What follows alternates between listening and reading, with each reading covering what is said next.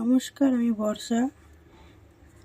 মুড়ি ঘন্টটা পুরো দেখতে চাইলে আমার ভিডিওটি প্রথম থেকে শেষ পর্যন্ত দেখতে থাকুন।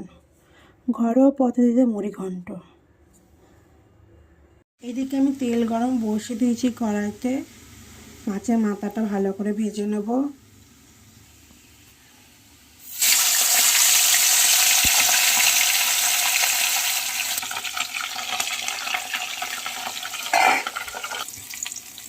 মাছটা আমার এদিকে ভাজা হয়ে গেছে। মাছের মাথাটা তুলে নেব। মুড়ি ঘন্ট করার জন্য এখানে আমি পরিমাণ মতো পেঁয়াজ কেটে নিয়েছি। এখানে আছে ডুমো করা আলু, টমেটো, রসুন পেস্ট, আদা পেস্ট, তেজপাতা, ছোটো এলাচ, দারচিনি, আর এখানে পরিমাণ মতো গোবিন্দভোগের চাল ধুয়ে রেখে দিয়েছি। এদিকে আমি তেলেতে ছোটো এলাচ, দারচিনি, তেজপাতা দিয়ে দেবো। এইগুলো ভাজা হয়ে গেলে পেঁয়াজগুলো দিয়ে দেবো।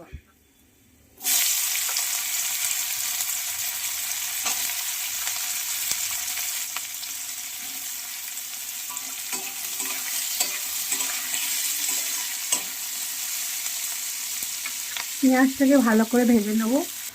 পেঁয়াজটা ভাজা হয়ে গেলে এর মধ্যে পরিমাণ মতো আদা রসুন পেস্ট দিয়ে দেবো।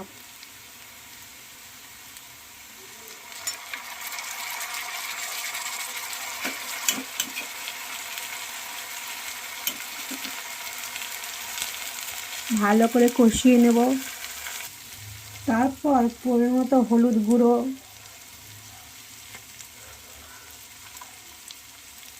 জিরে গুঁড়ো, ধনে গুঁড়ো দিয়ে দেব। আর দেবো কালারের জন্য কাশ্মীরি লঙ্কা গুঁড়ো।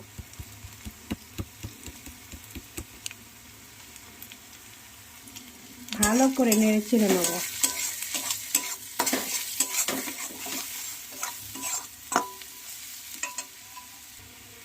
পরিমাণ মতো লবণ দিয়ে দেবো।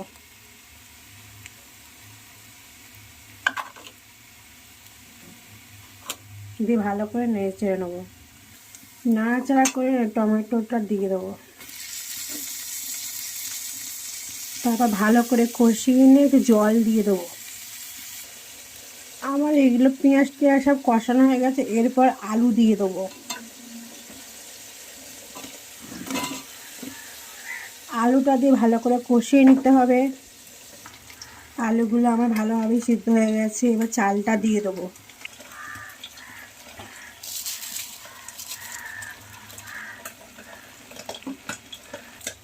চাল দিয়ে দিয়েছে, ভালো করে নেড়ে চেড়ে নেব।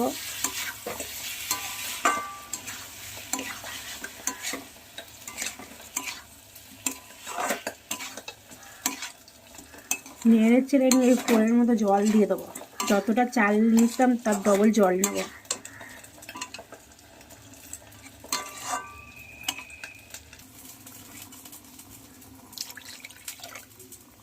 পরিমাণ মতো জল দিয়ে দিয়েছে, ফুটতে থাকবে। ফুটে উঠলে মাছের মাথাগুলো দিয়ে দেবো। আমার এটা ভালোভাবেই ফুটে গেছে। এরপর দুটো লঙ্কা দিয়ে দেবো আর মাছের মাথাটা দিয়ে দেবো। ভালো করে নেড়ে ছেড়ে দেবো যাতে তলায় না লেগে যায়।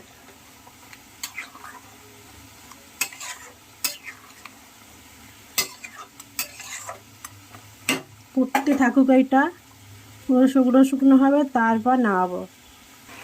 দেখো জলটা পুরো টেনেই গেছে। এটা শুকনো শুকনো হয়ে গেছে।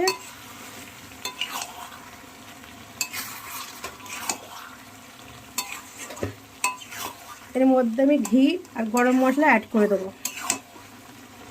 ভাজা মশলা আমি দিয়েছি গোটা ধনে, গোটা জিরে, শুকনো লঙ্কা খোলায় ভেজে নিয়ে মিক্সিতে পেস্ট করে নিয়েছি। সেই মশলাটাই এতে আমি অ্যাড করব।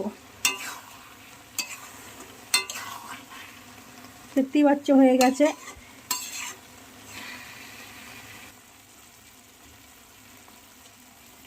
এক চামচ ঘি দিয়ে ভালো করে নেড়ে চেড়ে নেবো।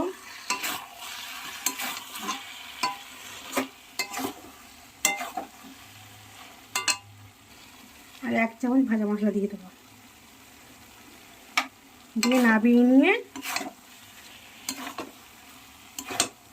ভালো করে নেড়ে চেড়ে নিয়ে নাবিয়ে নেব। আমার মুড়ি ঘন্ট রেডি গরম গরম পরিবেশন করার জন্য।